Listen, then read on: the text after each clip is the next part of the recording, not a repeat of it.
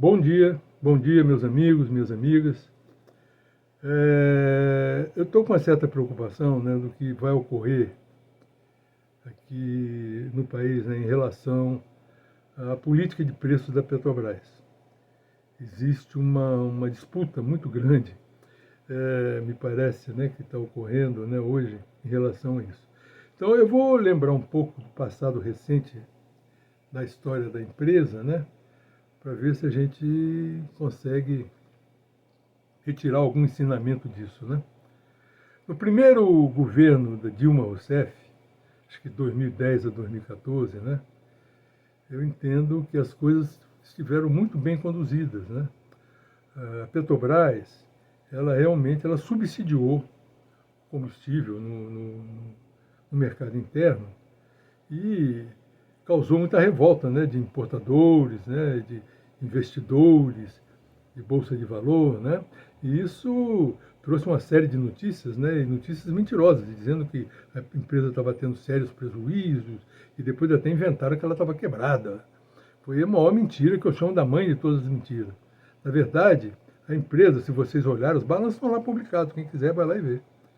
Ela teve lucro todos os exercícios, 2010, 11, 12, 13, todos os exercícios, 2014 e 2015 foram excepcionais, porque ocorreram os impairments que foram feitos, né? E esses impairments não têm efeito no encaixe, não passa pelo caixa da empresa. Mas de 2010 até 2014, a empresa, até 2013 mesmo, sempre teve lucro, sempre teve uma geração operacional de caixa elevadíssima e uma liquidez corrente sempre acima de 1,50. Significa dizer o seguinte, ela sempre teve em mãos, para cada um que ela tinha de pagar, ela dispunha de 1,50. Então ela nunca teve problema financeiro. Isso foi mentira que foi inventada, né? E com essa posição toda da Petrobras, eu acredito que isso colaborou para que o país, né, durante esse período, ao invés de ter déficit primário, sempre teve superávit primário. Durante esse período todo. A dívida pública nunca superou 60% do PIB. E hoje é mais de 80% ou 90%, né? Mais ainda, a geração, o nível de desemprego no Brasil, que em 2009 era de 8%, isso foi caindo, em 2014 foi a 4%, no final do primeiro governo da Dilma, né? O que aconteceu é que exatamente no final no início do segundo governo da Dilma, que foi exatamente em 2014, né? Ela nomeou, houve aí uma inversão. Aí que aconteceu alguma coisa fantástica que inverteram tudo, né? Foi nomeado para presidente da Petrobras o Aldemir Bendini, né? E foi tudo modificado. A empresa começou a ser desmontada ali no governo do PT da Dilma. No final de 2014 e 2015, né? Que começaram as demissões em massa na empresa, tanto do pessoal próprio como de terceirizado, foram centenas de milhares, né? E o Aldemir Bendini, ele, só no curto período que ele ficou, ele vendeu mais de 13 bilhões de ativos da empresa.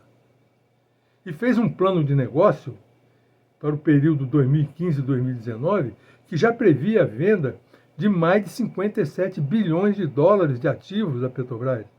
Ali estava incluindo refinarias, dutos, tudo que foi feito depois já estava no plano do PT da dona Dilma Rousseff. Não é? Então, vejam bem, e hoje se discute isso, que aquilo começou tudo ali. Em 2015, até 2014, houve um subsídio. Os preços no mercado interno estavam abaixo dos preços internacionais. A partir de 2015, inverteu. Os preços do mercado interno ficaram muito acima do preço. Isso é que ninguém fala. Em 2015, o preço no mercado interno chegou a estar 70% acima do preço internacional. Isso é um absurdo, isso é um crime contra a economia brasileira. Isso é que incentivou os importadores a se estruturarem, porque era muito fácil. A Petrobras botava o preço 70% acima do preço internacional. Eles podiam importar e dobrar o preço, que o lucro era enorme. Todo mundo se estruturou. E a própria criação do preço de paridade de importação, o PPI, que foi depois no governo Temer, né, em 2016, né, foi inspirado nisso. Isso que já vinha já do governo PT. Tanto que o seu Pedro Parente, quando instituiu o preço de paridade de importação, ele teve de diminuir o preço, porque o preço no mercado interno estava acima do preço de paridade de importação. Tá certo? Então, essa reversão que houve na Petrobras é inexplicável. Não é?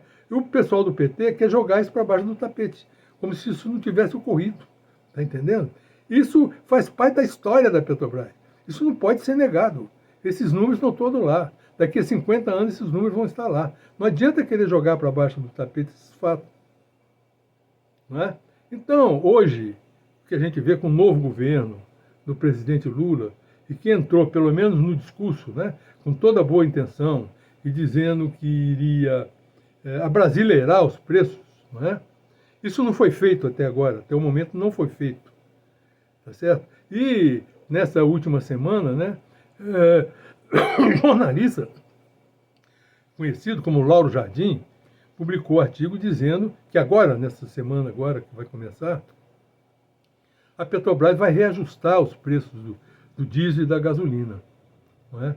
Ora, nós nem abrasileiramos o preço ainda, eles já vão reajustar para atender a quem? Não é? Veja bem, a Petrobras foi criada para fornecer ao preço mais baixo possível. Isso para quê? Para ajudar a economia brasileira, para ajudar o povo brasileiro. Se eles cederem, vão estar ajudando a quem? Aos importadores e aos especuladores de bolsa de valor.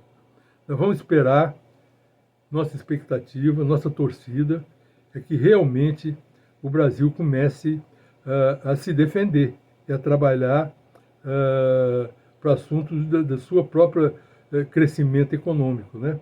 Vamos ver o que vai acontecer e vamos comentar daqui para frente, vamos acompanhar. Muito obrigado. Hein?